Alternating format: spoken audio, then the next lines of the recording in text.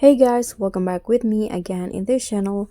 On today's tutorial, I'm gonna show you how to create the slice text effect in CapCut Mobile. So first, you just need to open the your edits, or you can also use a background like this. Then just write your text, and after this, just export it and save it to your device.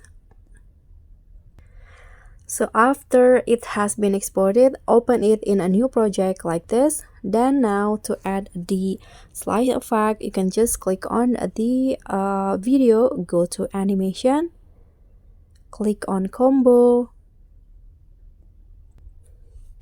So here find the bisect domino point animation. Okay, let's try to find it.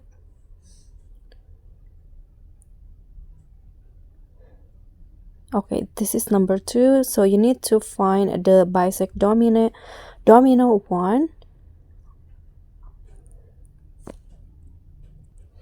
Okay, so this one, bisect domino 1, click on the check icon, and after that you'll have the slice effect that you want on your text.